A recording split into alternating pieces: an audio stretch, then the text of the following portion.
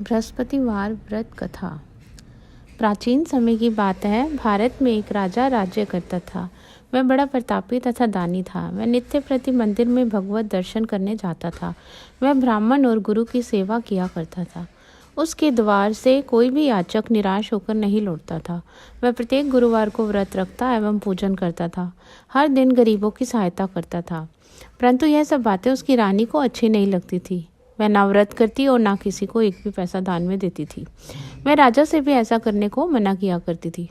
एक समय की बात है कि राजा शिकार खेलने वन को चले गए। घर पर रानी और दासी थी। उस समय गुरु बृहस्पति देव साधु का रूप धारण कर राजा के दरवाजे पर भिक्षा मांगने आए। साधु ने रानी से भिक्षा मांगी तो वह कहने लगी, हे साधु महाराज, मैं इस दान और पुण्य से तंग आ गई हूँ। इस कार्य के लिए तो मेरे पतिदेव भी बहुत हैं। अब आप ऐसी कृपा करें कि सारा धन नष्ट हो जाए तथा मैं आराम से रह सकूं। साधु रूपी बृहस्पति देव ने कहा, हे देवी, तुम तो बड़ी विचित्र हो। संतान और धन से कोई दुखी नहीं होता है, इसको सभी चाहते हैं। पापी भी पुत्र और धन की इच्छा करता है।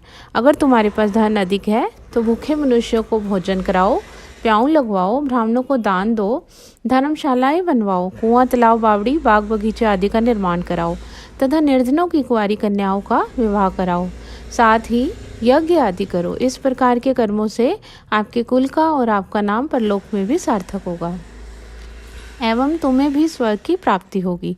परंतु रानी साधु की इन बातों से खुश नहीं हुई। उसने कहा, हे साधु महाराज, मुझे ऐसे धन की आवश्यकता नहीं जिसको मैं अन्य लोगों को दान देती फिरूं तथा जिसको रखने और संभालने में ही मेरा सारा समय नष्ट हो जाए। साधु ने कहा, हे देवी, यदि तुम्हारी ऐसी ही इच्छा है तो जैसा मैं तुम्हें बताता हूँ तुम वैसा ही करना। बृहस्पतिवार के दिन घर आंगन को गोबर से लीपना, अपने केशों को पीली मिट्टी से धोना, केशों को धोते समय स्नान करना, राजा से कहना वह हजामत करवाए, भोजन में मांस मदिरा खाना, कपड़े धोबी के हाथ धुलने देना। इस प्रकार 7 बृहस्पतिवार करने से तुम्हारा सारा धन नष्ट हो जाएगा। यह कहकर साधु महाराज रूपी बृहस्पति देव वहां से अंतर्ध्यान हो गए। रानी ने साधु के कहने के अनुसार 7 बृहस्पतिवार तक वैसा ही करने का विचार किया। साधु के बताए अनुसार कार्य करते हुए केवल 3 बृहस्पतिवार ही बीते थे कि उसकी समस्त धन संपत्ति नष्ट हो गई। भोजन के लिए दोनों समय परिवार तरसने लगा तथा सांसारिक भोगों से दुखी रहने लगा। तब राजा रानी से कहने लगा कि हे रानी, तुम यहाँ पर रहो, मैं दूसरे देश को जाता हूँ क्योंकि यहाँ पर मुझे सभी मनुष्य जानते हैं, इसलिए मैं यहाँ कोई कार्य नहीं कर सकता। देश चोरी परदेश भीख बराबर है। मैं अब परदेश जा रहा हूँ, वहाँ कोई काम धंधा करूँगा, शायद हमारे भाग्य बदल जाए। ऐसा कहकर राजा परदेश चला गया। वहाँ जाकर जंगल से लकड़ी काट कर लाता और शहर में बेचता। इस तरह जीवन व्यतीत करने लगा। इधर राजा के बिना रानी और दासियां दुखी रहने लगी। किसी दिन भोजन मिलता और किसी दिन जल पीकर ही रह जाती। एक समय रानी और दासियों को 7 दिन बिना भोजन के व्यतीत करने पड़े। तो रानी ने अपनी दासी से कहा, हे दासी, यहाँ पास ही के नगर में मेरी बहन रहती है, वह बड़ी धनवान है, तो उसके पास जा और वहाँ से 5 सेर भेजर मांग कर ले आ, जिससे कुछ समय के लिए गुजर हो जाएगा। दासी रानी की बहन के पास गई। रानी की बहन उस समय पूजा कर रही थी। बृहस्पतिवार का दिन था। दासी ने रानी की बहन से कहा, हे रानी, मुझे आपकी बहन ने भेजा है, मुझे 5 सेर भेजर दे दो। दासी ने यह बात अनेक बार कही, परंतु रानी की बहन ने कोई उत्तर नहीं दिया क्योंकि वह उस समय बृहस्पतिवार की कथा सुन रही थी। जब दासी को रानी की बहन से कोई उत्तर नहीं मिला तो वह बहुत दुखी हुई। उसे क्रोध भी आया।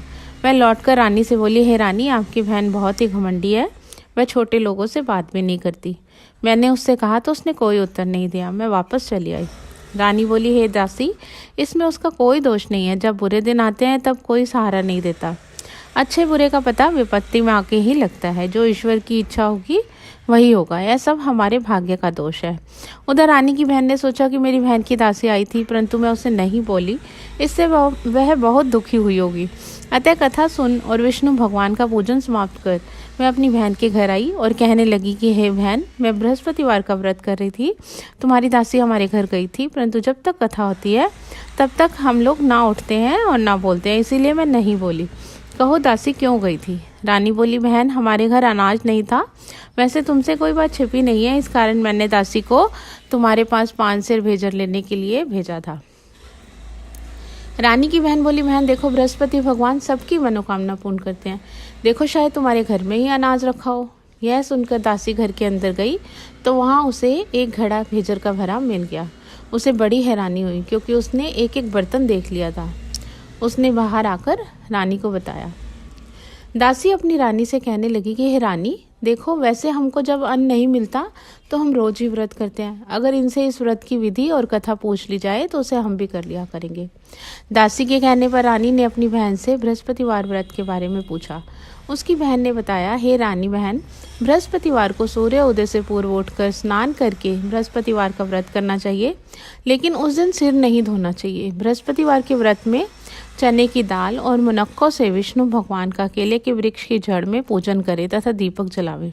उस दिन एक ही समय भोजन करें, भोजन पीले खाद्य पदार्थ का करे तथा कथा सुने। इस प्रकार करने से गुरु भगवान प्रसन्न होते हैं, अन्नपुत्र धन देते हैं, मनोकामना पूर्ण करते हैं। इस तरह व्रत और पूजन की विधि बताकर रानी की बहन अपने घर लौट गई। रानी और दासी ने निश्चय किया कि वे बृहस्पति देव भगवान का पूजन जरूर करेंगी। 7 दिन बाद जब बृहस्पतिवार आया तो उन्होंने व्रत रखा। घुड़शाला में जाकर चना और गुड़ बीन लाई तथा उसकी दाल से केले की जड़ में विष्णु भगवान का पूजन किया। अब भोजन कहाँ से आए? दोनों बड़ी दुखी हुई, परंतु उन्होंने व्रत किया था, इस कारण बृहस्पति देव भगवान प्रसन्न थे। वे एक साधारण व्यक्ति के रूप में 2 थालों में सुंदर पीला भोजन लेकर आए और दासी को देकर बोले, हे दासी, यह भोजन तुम्हारे और रानी के लिए है, तुम दोनों करना। दासी भोजन पाकर बड़ी प्रसन्न हुई और रानी से बोली, चलो रानी जी, भोजन कर लो। रानी को भोजन आने के बारे में कुछ पता नहीं था, इसीलिए वह दासी से बोली, जब तू ही भोजन कर, क्योंकि तू हमारी व्यर्थ में हंसी उड़ाती है। दासी बोली, एक व्यक्ति अभी भोजन दे गया है। रानी कहने लगी, वह भोजन तेरे लिए ही दे गया है, तू ही भोजन कर। दासी ने कहा, वह व्यक्ति हम दोनों के लिए 2 थालों में भोजन दे गया है, इसीलिए मैं और आप दोनों ही साथ साथ भोजन करेंगी। फिर दोनों ने गुरु भगवान को नमस्कार कर भोजन प्रारंभ किया। उसके बाद से वे प्रत्येक बृहस्पतिवार को गुरु भगवान का व्रत और पूजन करने लगी। बृहस्पति भगवान की कृपा से उनके पास फिर से धन हो गया, परंतु रानी फिर पहले से की तरह से आलस्य करने लगी। तब दासी बोली, देखो रानी, तुम पहले भी इस प्रकार आलस्य करती थी, तुम्हें धन रखने में कष्ट होता था, इसी कारण सभी धन नष्ट हो गया है। अब गुरु भगवान की कृपा से धन मिला है तो फिर तुम्हें आलस्य होता है। बड़ी मुसीबतों के बाद हमने यह धन पाया है, इसीलिए हमें दान पुण्य करना चाहिए। तुम भूखे मनुष्यों का भोजन कराओ, प्याऊ लगवाओ, ब्राह्मणों को दान दो, कुआं, तालाब, बावड़ी, बाग बगीचे आदि का निर्माण कराओ, मंदिर पाठशाला बनवाकर दान दो, कुंवारी कन्याओं का विवाह करवाओ, धन को शुभ कार्यों में खर्च करो, जिससे तुम्हारे कुल का यश बढ़े तथा स्वर्ग प्राप्त हो और पितर प्रसन्न हो। दासी की बात मानकर रानी ने इसी प्रकार के कर्म करने प्रारंभ कर दिए, जिससे उनका काफी यश फैलने लगा। एक दिन रानी और दासी आपस में विचार करने लगी कि न जाने राजा किस दशा में होंगे, उनकी कोई खोज खबर नहीं है। गुरु भगवान से उन्होंने प्रार्थना की और भगवान ने रात्रि में राजा को स्वप्न में कहा, हे राजा, उठ, तेरी रानी तुझको याद करती है, अब अपने देश को लौट जा। राजा प्रातःकाल उठकर जंगल से लकड़ियां काटकर लाने के लिए जंगल की ओर चल पड़ा। जंगल से गुजरते हुए वह सोचने लगा कि रानी की गलती से कितने दुख भोगने पड़े। राजपाट छोड़कर उसे जंगल में आकर रहना पड़ा। जंगल से लकड़ियां काटकर उन्हें बेचकर गुजारा करना पड़ा। उसी समय उस जंगल में बृहस्पति देव एक साधु का रूप धारण कर आए और राजा के पास आकर बोले, हे लकड़हारे, तुम इस सुनसान जंगल में किस चिंता में बैठे हो, मुझे बतलाओ। यह सुन राजा के नेत्रों में जल भर आया और साधु की वंदना कर बोला, हे प्रभु, आप सब कुछ जानने वाले हैं। इतना कहकर राजा ने साधु को अपनी संपूर्ण कहानी सुना दी। महात्मा तो स्वभाव से ही दयालु होते हैं। वे राजा से बोले, हे राजा, तुम्हारी पत्नी ने बृहस्पति देव के प्रति अपराध किया था, जिसके कारण तुम्हारी यह दशा हुई। अब तुम किसी प्रकार की चिंता मत करो, भगवान तुम्हें पहले से अधिक धन देंगे। देखो, तुम्हारी पत्नी ने बृहस्पतिवार का व्रत करना प्रारंभ कर दिया है। अब तुम भी बृहस्पतिवार का व्रत करके चने की दाल व गुड़ जल के लोटे में डालकर केले का पूजन करो, फिर कथा कहो या सुनो, भगवान तुम्हारी सब कामनाओं को पूर्ण करेंगे। साधु को प्रसन्न देकर राजा बोला, हे प्रभु, मुझे लकड़ी बेचकर इतना पैसा भी नहीं बचता जिससे भोजन करने के उपरांत कुछ बचा सकूं। मैंने रात्रि में अपनी रानी को व्याकुल देखा है, मेरे पास कोई साधन नहीं जिससे समाचार जान सकूं। फिर मैं बृहस्पति देव की कौन सी कहानी कहूं या सुनूं, मुझको तो कुछ भी मालूम नहीं है। साधु ने कहा, हे राजा, तुम किसी बात की चिंता मत करो। बृहस्पतिवार के दिन रोजाना की तरह लकड़ियां लेकर शहर में जाओ, तुम्हें रोज से दुगना धन प्राप्त होगा, जिससे तुम भली भांति भोजन कर लोगे तथा बृहस्पति देव की पूजा का सामान भी आ जाएगा। बृहस्पति देव की कथा इस प्रकार है। बोलो बृहस्पति देव की जय, विष्णु भगवान की जय। प्राचीन काल में एक बहुत ही निर्धन ब्राह्मण था। उसकी कोई संतान नहीं थी। वह नित्य पूजा पाठ करता, परंतु उसकी स्त्री बहुत मलिनता के साथ रहती थी। वह ना स्नान करती और ना किसी देवता का पूजन करती। प्रातःकाल उठते ही सर्वप्रथम भोजन करती, बाद में कोई अन्य कार्य करती। ब्राह्मण देवता बहुत दुखी रहते थे, पत्नी को बहुत समझाते, किंतु उसका कोई परिणाम न निकलता। भगवान की अनुकंपा से एक समय उस ब्राह्मण की पत्नी गर्भवती हुई और उसने 10वें महीने एक सुंदर कन्या को जन्म दिया। कन्या घर में ही बड़ी होने लगी। वह प्रातः स्नान करके विष्णु भगवान का जप करने लगी और पाठशाला जाती तो अपनी मुट्ठी में जौ भर के ले जाती और रास्ते में उन्हें डोलती जाती थी। तब ये जौ स्वर्ण के हो जाते थे। लौटते समय उन जौ को बीनकर घर ले आती थी। एक दिन की बात है, वह बालिका सूप में सोने के जौ को फटक कर साफ कर रही थी कि उसके पिता ने देख लिया और कहा कि हे बेटी, सोने के जौ को फटकने के लिए सोने का सूप होना चाहिए। अगले दिन बृहस्पतिवार था। इस कन्या ने व्रत रखा और बृहस्पति देव से प्रार्थना करके कहा कि मैंने आपकी पूजा सच्चे मन से की हो तो मेरे लिए सोने का सूप दे दो। बृहस्पति देव ने उसकी प्रार्थना स्वीकार कर ली। रोजाना की भांति वह कन्या जौ फैलाती हुई जाने लगी। जब लौटकर जौ बीन रही थी तो बृहस्पति देव की कृपा से उसे सोने का सूप मिला। उसे वह घर ले आई और उसमें जौ साफ करने लगी, परंतु उसकी माँ का वही ढंग रहा।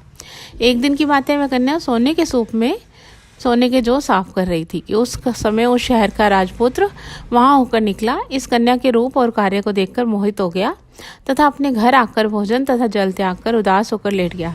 राजा को जब इस बात का पता लगा तो वह अपने मंत्रियों के साथ राजकुमार के पास गया और बोला कि हे बेटा, तुम्हें किस बात का कष्ट है? किसी ने अपमान किया है अथवा और कोई कारण हो सो कहो, मैं वही कार्य करूंगा जिससे तुम्हें प्रसन्नता हो।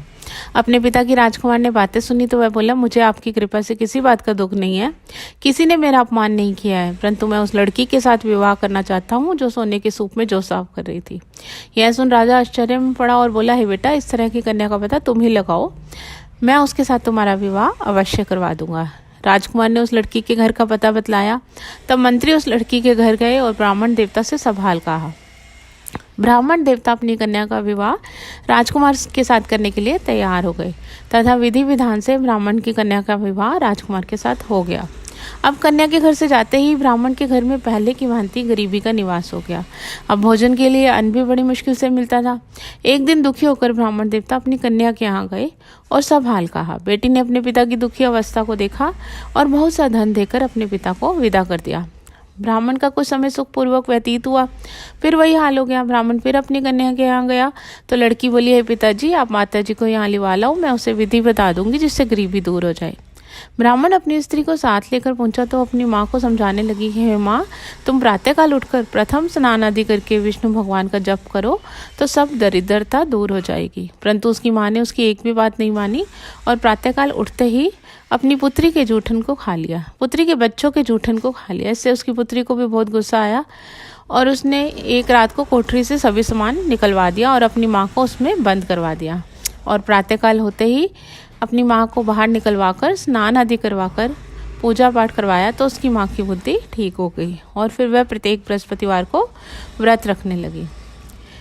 उसके व्रत रखने से ब्राह्मण के घर में भगवान विष्णु की अनुकंपा से धन की वर्षा होने लगी। दोनों पति पत्नी धन संपत्ति पाकर आनंद पूर्वक जीवन यापन करते हुए विष्णु धाम को चले गए। बोलो बृहस्पति देव की जय, विष्णु भगवान की जय। लक्कड़हारा बने राजा ने उन साधु से भगवान बृहस्पति देव की यह कथा सुनकर बृहस्पतिवार का व्रत करके भगवान विष्णु की पूजा की। उस दिन से उसके सभी क्लेश दूर हो गए।